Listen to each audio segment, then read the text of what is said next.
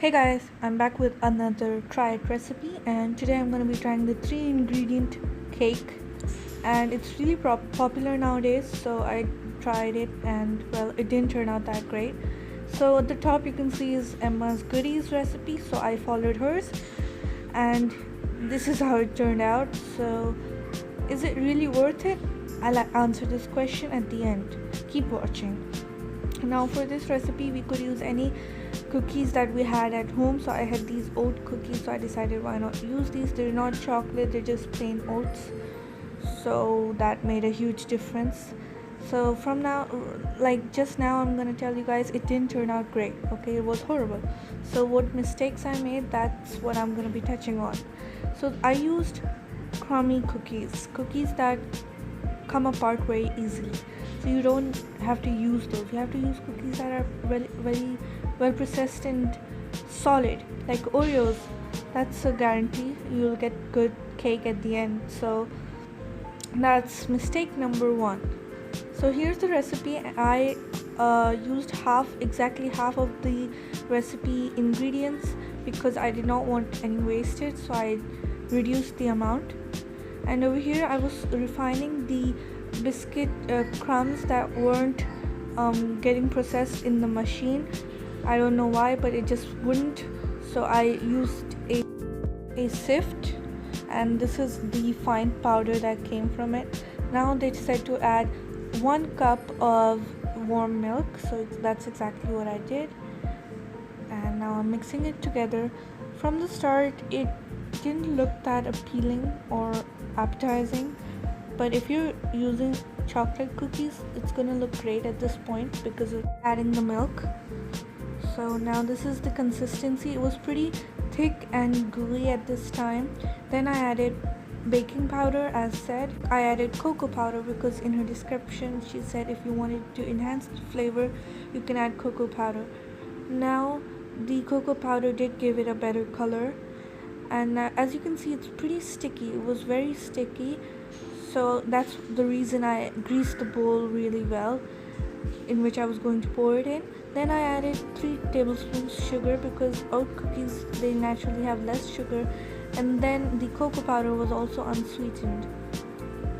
So this is the final batter look.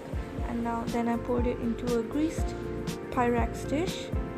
As you can see, the oil at the bottom was way too much, but besides that it still stuck to the bottom at the end when I'll show you guys. So this is what it turned out to be, and then I put it in the oven for the amount of time she said. When it came out, it looked pretty good. I was really surprised at this time, and the weird thing in the middle is because of poking a knife in it, and the top was really sticky at this time. If I touched my finger, it would just stick on it.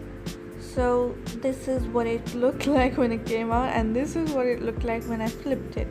So as you can see, it looks horrible, and because we used crummy cookies, the cake did not stick together, and it's barely even together.